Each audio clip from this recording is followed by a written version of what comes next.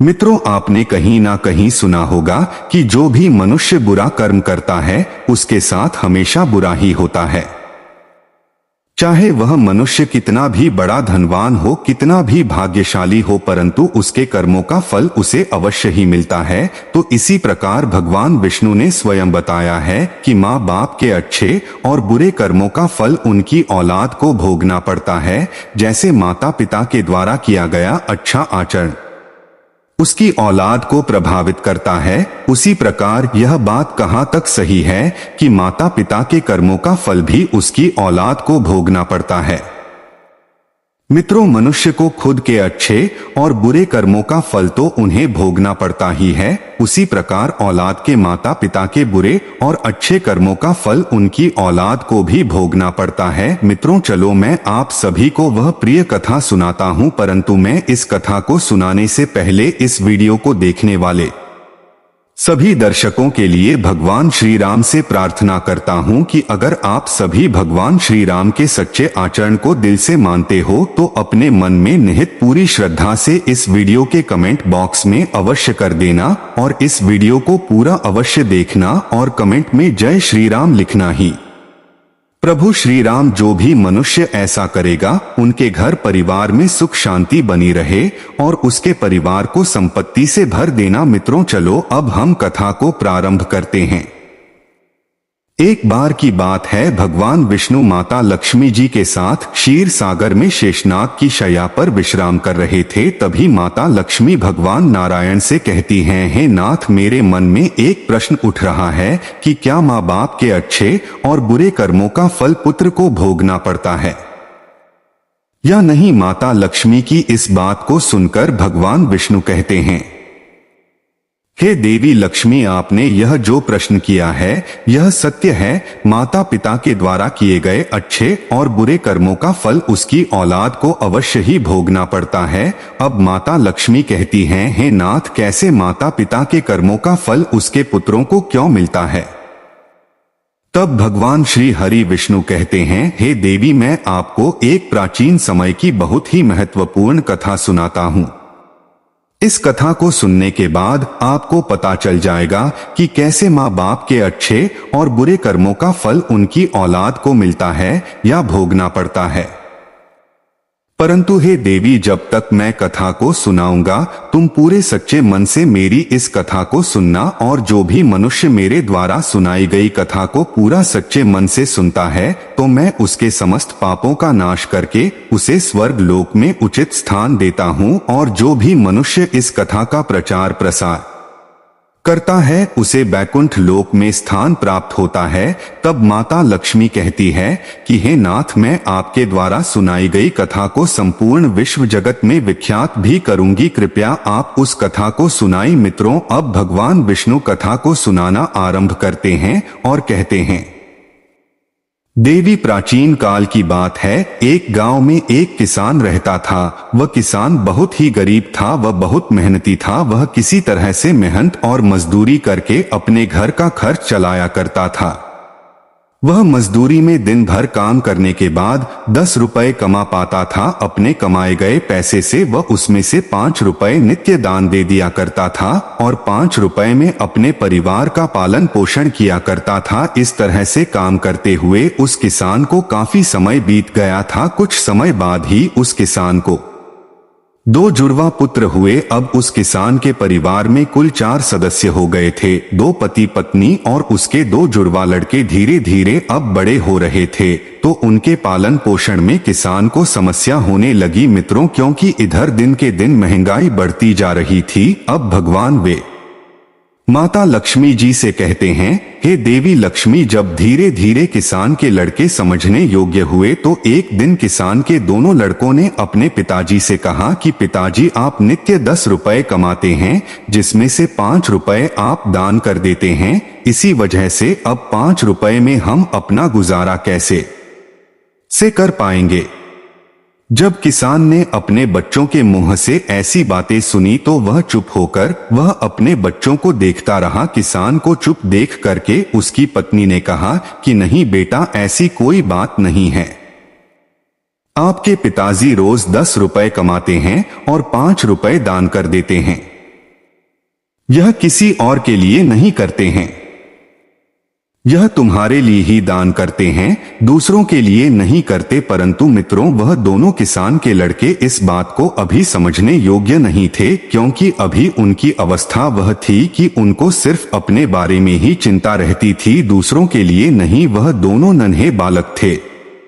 मित्रों, आप भगवान विष्णु कहते हैं, हे देवी लक्ष्मी। इसी तरह से कुछ समय बीतता गया और उस किसान के दोनों लड़के धीरे धीरे बड़े होने लगे। लेकिन हे देवी लक्ष्मी कहते हैं, ना कि जब सब कुछ अच्छा चल रहा होता है तभी कुछ अनिष्ट हो जाता है। वहीं उन दोनों बालकों के साथ हुआ। एक दिन किसान अपना काम करके घर की ओर आ रहा था, तभी आते समय जंगल में उसके ऊपर एक बाघ ने आक्रमण कर दिया, जिससे उस किसान की मृत्यु हो जाती है। जब किसान की पत्नी और उसके दोनों पुत्रों को पिता की मृत्यु की खबर मिली तो उनको बड़ा दुख हुआ। अब वह किसान के बच्चे अपने पिता के बिना अनाथ हो गए। फिर एक दिन किसान के दोनों लड़कों ने अपनी माँ के पास आकर माँ से पूछा कि माता जी, हमारे पिताजी कहाँ चले गए हैं, वह इतने दिन से क्यों नहीं आए हैं। तब किसान की पत्नी ने कहा कि बच्चों, तुम्हारे पिताजी हम सबको छोड़कर के भगवान भोलेनाथ के पास चले गए हैं। जब तुम्हारे ताजी थे तो रोजाना 10 रुपए कमाते थे और 5 रुपए की बचत करते थे, जिससे हमारा पालन पोषण उसी 5 रुपए में हो जाता था और बाकी के 5 रुपए वह दान कर देते थे। परंतु बच्चों, तुम्हारे पिताजी तो अब हैं नहीं, तो अब हमारा पालन पोषण कैसे होगा, कैसे हमारा पेट भरेगा। अब वह माँ अपने दोनों बच्चों से कहती है कि बच्चों, जिस घर में गरीबी होती है उसका कोई सहायक नहीं होता है, उससे सभी दूर भागने लगते हैं सिवाय भगवान के। बच्चों, क्योंकि भगवान ही एक ऐसे हैं जो गरीबों के सहायक होते हैं। अब अपनी माँ की बात सुनकर उन बच्चों ने अपनी माँ से कहा कि माता जी, ऐसा मत सोचिए, हम दोनों भाई भगवान भोले बाबा के पास जाएंगे और अपने पिता को ले आएंगे, क्योंकि हमारे भगवान भोले बाबा बड़े दयालु हैं। वे हमारे दुखों को देखकर हमारे ऊपर अवश्य ही उन्हें दया आएगी और वह हमारे पिताजी को हमारे साथ अवश्य कि भेज देंगे। मित्रों, भगवान विष्णु आगे कहते हैं, हे देवी लक्ष्मी, उन नन्हे बच्चों की बात पर उसकी मां ध्यान नहीं देती है। एक दिन की बात है, किसान की पत्नी अपने दोनों लड़कों को घर पर छोड़कर के गांव में किसी काम के लिए चली गई और उधर जो उसके दोनों लड़के थे वह दोनों भाई आपस में सोचने लगे, क्यों ना हम कैलाश पर्वत पर भगवान शंकर के पास चले और अपने पिताजी को वापस लेकर के आए। ऐसा सोचकर के दोनों अपने पिताजी को लाने के लिए वह दोनों भाई अपने घर से चल देते हैं। मित्रों, उन दोनों भाइयों को चलते चलते काफी समय बीत गया। जब दोनों भाइयों को थकान का अनुभव हुआ तब वह दोनों भाई जाकर एक बहुत ही विशाल बरगद के पेड़ को देखकर उस पेड़ की छाया में आकर के खड़े हो गए। अब दोनों भाइयों ने सोचा कि बरगद के पेड़ की छाया में थोड़ा सा विश्राम करते हैं। अब वह दोनों भाई उसी बरगद के पेड़ के नीचे आकर बैठकर विश्राम करने लगे। तभी उस बरगद के पेड़ ने इंसान की वाणी में कहा कि है पुत्रों, तुम लोग कौन हो और कहाँ जा रहे हो। मेरी छाया में आज तक तुम्हारे जैसे कोई कोमल बालक नहीं बैठे हैं। अब उन दोनों बच्चों ने कहा कि ही महान, हम दोनों किसान के बेटे हैं और अपने पिताजी को लाने के लिए हम कैलाश पर्वत पर भगवान भोले बाबा के पास जा रहे हैं। जब उस बरगद के वृक्ष ने उन बच्चों की बात सुनी तो उसने कहा कि है पुत्रों, तुम मेरे लिए भी भगवान भोले बाबा से एक प्रश्न पूछ कर के आना। और वह पेड़ कहने लगा कि मैं कई वर्षों से यहाँ पर लगा हुआ हूँ, लेकिन मेरा एक भी पत्ता जमीन पर नीचे नहीं गिरता है और ना ही मेरी डालियां कभी सूखती है। मैं कितने वर्षों तक और यहाँ पर खड़ा रहूंगा। मैंने अपने पूर्व जन्म में ऐसा कौन सा पाप किया था जिस कारण से मुझे इस योनि से मुक्ति नहीं मिल पा रही है। इसका कौन सा कारण है? मेरा यह प्रश्न भोले बाबा से अवश्य पूछ लेना। तब उन दोनों बालकों ने कहा कि ठीक है, हम भगवान भोले बाबा से तुम्हारा यह प्रश्न अवश्य ही पूछ करके आएंगे। मित्रों, भगवान विष्णु माता लक्ष्मी से आगे कहते हैं, हे देवी लक्ष्मी, इतना कहकर के वह दोनों बालक वहां से आगे चल देते हैं। जब वह रास्ते से जा रहे थे तो उनको रास्ते में चलते चलते उन्हें एक बहुत ही भयानक बड़ा सा सिर्फ मिल गया। उस सबको देखकर वह दोनों भाई डर के मारे कांपने लगे और एक स्थान पर खड़े हो गए। वहां से वह दोनों भाई भाग में ही वाले थे कि तभी सिर्फ मनुष्य की वाणी में बोलने लगा और उसने कहा कि बच्चों, तुम मुझसे डरो मत, मुझे इतना बताओ कि तुम कौन हो और कहां जा रहे हो। वह दोनों बच्चे उसके पास गए और हाथ जोड़कर के कहने लगे, नाग देवता, हम दोनों किसान के पुत्र हैं और हम दोनों जुड़वा भाई हैं। हम दोनों कैलाश पर्वत पर भगवान भोले बाबा के पास अपने पिताजी को लेने के लिए जा रहे हैं। बात को सुनते ही उस सांप ने कहा कि बच्चों, तुम भगवान भोले बाबा से मेरा एक प्रश्न पूछ कर के आना। मैं कई वर्षों से यहाँ पर पड़ा हुआ हो, मुझसे अब चला भी नहीं जाता। मेरे शरीर में इतनी जान नहीं है कि मैं थोड़ा सा भी चल फिर सकूं। मैंने अपने पूर्व जन्म में ऐसा कौन सा पाप किया था जिस कारण से मुझे इस साहब की योनि से मुक्ति नहीं मिल पा रही है? इसका कौन सा कारण है? तब उन लड़कों ने कहा, ठीक है, हम भगवान भोले बाबा से तुम्हारा यह प्रश्न पूछ कर के जरूर आएंगे। मित्रों, अब भगवान विष्णु माता लक्ष्मी से आगे कहती हैं, हे देवी लक्ष्मी। इतना कहकर के वह दोनों लड़के आगे चलने लगे। फिर धीरे जब वह आगे चलते गए तब चलते चलते रास्ते में उन्हें एक सेठ जी मिले। सेठ ने कहा कि बच्चों, तुम दोनों कौन हो और इतनी कड़ी धूप वाली गर्मी में कहां जा रहे हो? देखने में तो तुम बड़े ही सुकुमार और कोमल लग रहे हो। उन दोनों बच्चों ने सेठ जी से कहा कि सेठ जी, हम किसान के बेटे है और हम दोनों सगे जुड़वा भाई हैं। हम दोनों कैलाश पर्वत पर भगवान भोले बाबा के पास अपने पिताजी को लाने के लिए जा रहे हैं। अब उन दोनों बच्चों की बात सुनकर उस सेठ ने कहा कि है बच्चों, तुम भगवान शिव से मेरा एक प्रश्न पूछकर आना। वह सेठ कहता है, हे बेटों, तुम भगवान भोलेनाथ से पूछना कि मैंने चलते हुए राहगीरों की प्यास बुझाने के लिए मैं कई सालों से यहाँ पर एक कुआं खुदवा रहा हूं, लेकिन इसमें पानी अभी तक नहीं निकला है। मैंने अपने पूर्व जन्म में ऐसा कौन सा अपराध किया था जिस कारण से स्कूल में अभी तक पानी नहीं निकला है? मैंने इसमें बहुत सारे पैसे भी खर्च कर दिए हैं, इसका क्या कारण है? उन लड़कों ने कहा, ठीक है सेठ जी, हम भगवान भोले बाबा से तुम्हारा यह प्रश्न पूछ करके जरूर वापस आएंगे। मित्रों, भगवान विष्णु माता लक्ष्मी से आगे कहते हैं, हे देवी लक्ष्मी। वह दोनों भाई इतना कह करके वे दोनों बालक वहां से आगे की ओर चल देते हैं। जब वह दोनों बालक थोड़ा सा आगे चलते हैं तो उन्हें रास्ते में एक बहती हुई नदी मिलती है।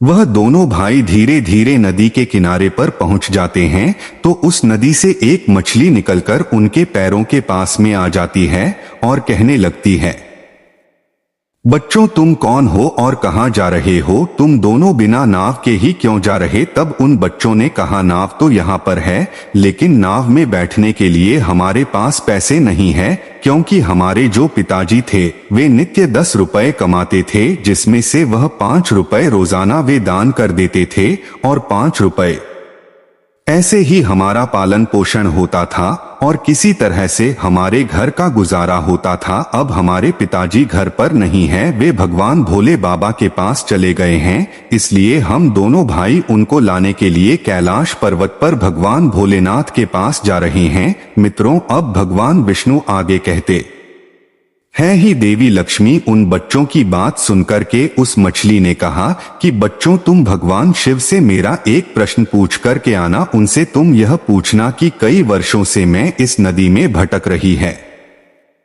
मेरी 7 पीढ़ियां गुजर गई है, परंतु मैं अभी तक इसी नदी में रह रहे हो। मैंने अपने पूर्व जन्म में ऐसा कौन सा पाप किया था जिस वजह से मुझे इस योनि से मुक्ति नहीं मिल पा रही है? इसका क्या कारण है? तब उन लड़कों ने कहा, ठीक है, हम भगवान भोलेनाथ जी से तुम्हारे इस प्रश्न का उत्तर जरूर पूछेंगे और वापस आते समय तुम्हें बता करके जाएंगे। इतना कहकर के वे दोनों लड़के वहां से आगे की ओर चल देते हैं। वह दोनों भाई चलते चलते एक दूसरी नदी के किनारे पर पहुंच जाते हैं। जब वह दोनों भाई दूसरे नदी के किनारे पर पहुंच जाते हैं, तब उन्होंने देखा कि एक मरा हुआ व्यक्ति वहां पर पड़ा हुआ है। दोनों भाई उस मरे हुए आदमी को लांघ करके जाने लगे, तो वह मरा हुआ आदमी चिल्लाकर कहने लगा कि अरे बच्चों, तुम कौन हो और तुम कहां जा रहे हो। उन बालकों ने उस की आवाज सुनी तो वे घबराए मन से बोले कि हम किसान के पुत्र हैं और हम दोनों जुड़वा भाई हैं। हम दोनों भाई कैलाश पर्वत पर भगवान भोले बाबा से अपने पिताजी को लेने के लिए जा रहे हैं। उस मृतक आदमी ने कहा कि तुम भगवान भोलेनाथ से मेरा एक प्रश्न पूछ कर के आना। और मेरा भगवान भोलेनाथ से प्रश्न यह है कि मेरा शरीर कई वर्षों से इस नदी के किनारे पर ही है। कभी पानी का लहराता है तो मेरा शरीर नदी के अंदर चला जाता है, लेकिन फिर वापस नदी के बाहर निकलकर किनारे पर मेरा शरीर आ जाता है। न तो मेरा शरीर गलता है और न ही सधता है। इतने सालों से मेरा शरीर जैसे का तैसा ही है। मेरे शरीर का दाह संस्कार न होने के कारण ही मुझे मुक्ति नहीं मिल पा रही है। मैंने अपने पूर्व जन्म में ऐसा कौन सा पाप किया था जिसके कारण मुझे इस शरीर से मुक्ति नहीं मिल पा रही है, और इसका क्या कारण है। उन लड़कों ने कहा ठीक है, हम भगवान भोलेनाथ से तुम्हारा यह प्रश्न पूछ करके जरूर आएंगे। मित्रों, आप भगवान विष्णु माता लक्ष्मी से कहते हैं, हे देवी लक्ष्मी। अब इतना कह करके वे दोनों बालक आगे की ओर चलने लगे। अब अंतिम समय में वह दोनों भाई चलते चलते कैलाश पर्वत पर भगवान भोलेनाथ के पास पहुंच गए और हाथ जोड़कर कि भगवान भोलेनाथ को दोनों भाइयों ने प्रणाम किया। और वह भोलेनाथ से कहने लगे कि हे भोले बाबा, मेरे पिताजी कहाँ पर है। जब हमारे पिताजी घर पर थे तो वे रोजाना 10 रुपए कमाते थे, और जिसमें से वे 5 रुपए दान करते और 5 रुपए से हमारे परिवार के लोगों का पालन पोषण करते थे। लेकिन अब वे जब घर पर नहीं है तो हम दोनों भाई और हमारी माँ भूखे मर रहे हैं। आप उन्हें जल्दी से हमारे साथ हमारे घर पर भेज दीजिए। मित्रों, भगवान विष्णु माता लक्ष्मी से कहते हैं, हे देवी लक्ष्मी। भगवान भोले बाबा ने उन दोनों बालकों की बात सुनकर कहा ठीक है, मैं तुम्हारे पिताजी को तुम्हारे साथ घर पर भेज दूंगा। पहले तुम दोनों भाई यहाँ पर बैठो। भगवान भोलेनाथ ने उन दोनों बालकों को अपने पास में बिठाया और उन दोनों को माता पार्वती ने अच्छा भोजन कराया। भोजन कराने के बाद भगवान भोलेनाथ ने पूछा कि तुम दोनों भाइयों को और क्या चाहिए। अब उन दोनों भाइयों ने रास्ते में जो उनसे प्रश्न किए गए थे वह सभी प्रश्न को उन दोनों बालकों ने भगवान भोलेनाथ के सामने कह दिए। भगवान भोले बाबा ने उन सभी के प्रश्न का उत्तर दिया और कहा कि ही पुत्रों, तुम दोनों जाते समय उन सबको उनके उत्तर बताते जाना। साथ ही भगवान भोलेनाथ ने कहा कि तुम दोनों अपने घर पर जाओ, तुम्हें मेरी माँ तुम्हारा इंतजार कर रही होंगी। तुम्हारे पिताजी तुम्हारे घर पर पहुंच जाएंगे। फिर दोनों भाई भगवान भोलेनाथ को प्रणाम करके वहां से वापस अपने घर की ओर निकल पड़ते हैं। जब वह घर जा रहे होते हैं तो चलते समय रास्ते में सबसे पहले उन्हें वहीं मरा हुआ आदमी मिल जाता है जो नदी के किनारे पर पड़ा हुआ था। वह उन दोनों बालकों को देखकर मरा हुआ आदमी कहने लगा, बच्चों, तुमने भगवान भोले बाबा से मेरा प्रश्न पूछा था कि नहीं। तब उन्होंने कहा कि हाँ, हमने भगवान भोलेनाथ से तुम्हारा प्रश्न पूछा था। भगवान भोलेनाथ ने कहा कि तुम पहले बहुत बड़े विद्वान थे, परंतु आपने किसी को भी अपना ज्ञान नहीं बांटा। अब मर गए तो वह ज्ञान तुम्हारे अंदर ही अंदर खौल रहा है। जब तक तुम अपना ज्ञान किसी को नहीं बांटा होगे, तब तक तुमको तुम्हारी आत्मा से शांति नहीं मिलेगी। मित्रों, भगवान विष्णु माता लक्ष्मी से कहते हैं, हे देवी लक्ष्मी। उस मृतक आदमी ने कहा कि बच्चों, अब ऐसी हालत में मेरे पास ज्ञान लेने के लिए कौन आएगा, तुम ही मेरा ज्ञान ले लो। फिर उस मृतक आदमी ने दोनों भाइयों को जितना भी उसके पास ज्ञान था वह सारा ज्ञान उन दोनों बालकों को दे दिया, और ज्ञान देने के बाद तुरंत ही उसकी आत्मा को मोक्ष की प्राप्ति हो गई। फिर दोनों भाई वहां से आगे चल दिए। जब वह आगे गए तो उनको वहीं मछली मिली। उस मछली ने कहा कि बच्चों, क्या तुमने भोले बाबा से मेरा प्रश्न पूछा था या नहीं? उन दोनों बालकों ने कहा कि यहाँ भगवान भोलेनाथ से मैंने तुम्हारा प्रश्न पूछा था। उन्होंने कहा है कि तुम्हारे अंदर अमृत है। जब तक तुम इस अमृत को किसी को नहीं होगी तब तक तुम ऐसे ही व्याकुल रहोगी। फिर मछली ने कहा कि बच्चों, अब कौन मुझे मिलेगा? एक काम करो, तुम ही मेरा अमृत ले लो। फिर मछली ने अपना अमृत उन दोनों बच्चों को दे दिया और अमृत देते ही उस मछली की आत्मा को मोक्ष की प्राप्ति हो गई।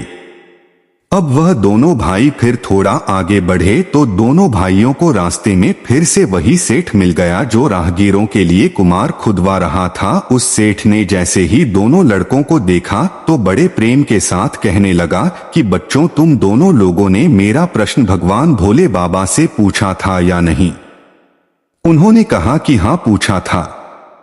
भगवान भोलेनाथ ने कहा कि आपके घर में 2 जवान कन्याएं कुंवारी बैठी हुई है। जब तक आप उन दोनों कन्याओं का विवाह नहीं करेंगे और उनका कन्यादान नहीं करेंगे तब तक इस कुएं से पानी नहीं निकलेगा। पहले जो तुम्हारा कम है उसे करिए, जो ईश्वर ने तुमको दायित्व सौंपा है।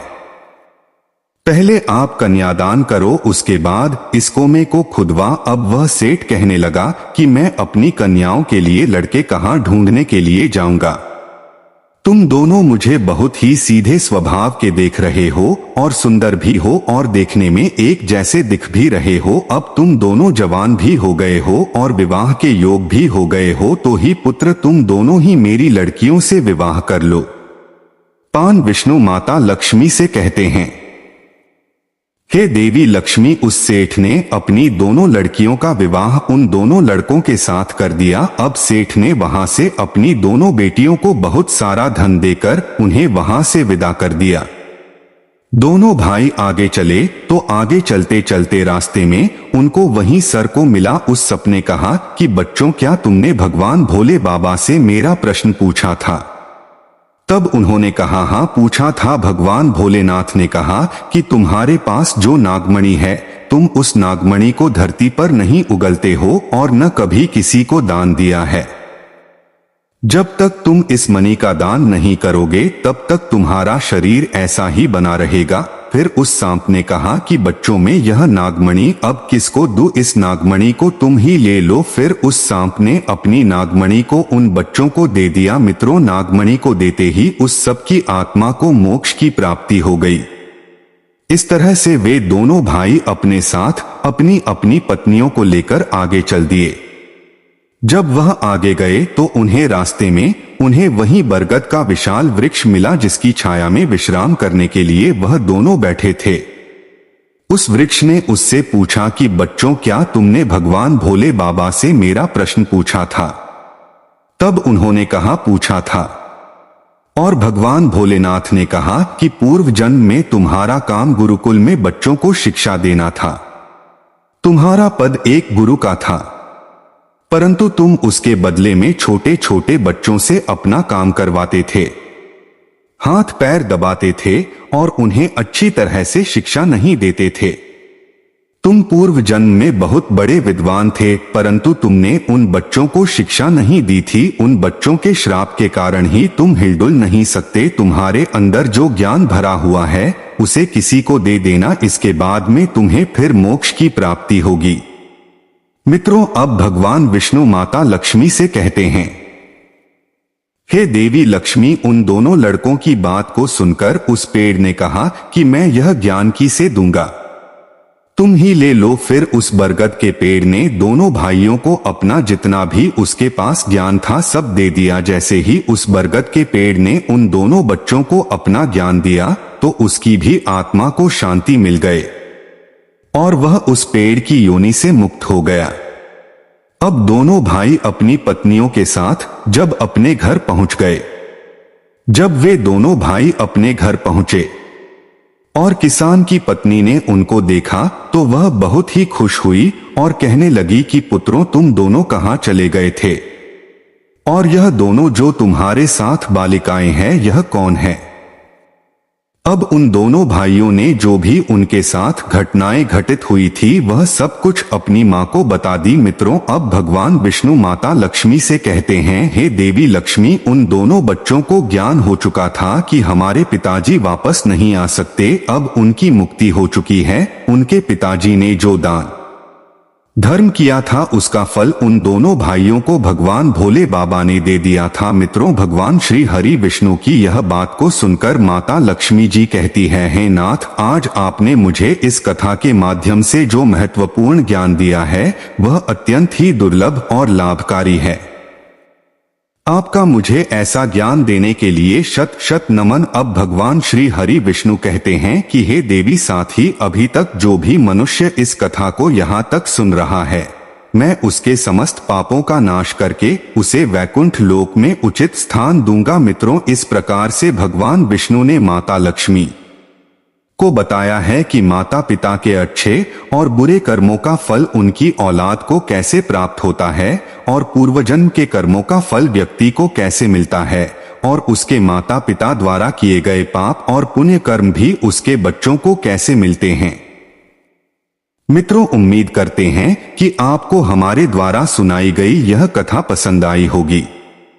अगर आप ऐसी ही कथा को सुनना पसंद करते हैं तो आप सभी लोग हमारे YouTube चैनल को सब्सक्राइब अवश्य कर लें और साथ ही आप सभी लोग हमारे चैनल के इस वीडियो पर श्री हरि विष्णु जय श्री राम कमेंट करना बिल्कुल न भूलें और इस वीडियो को उन सभी लोगों तक शेयर करें जिन लोगों को इस बात के बारे में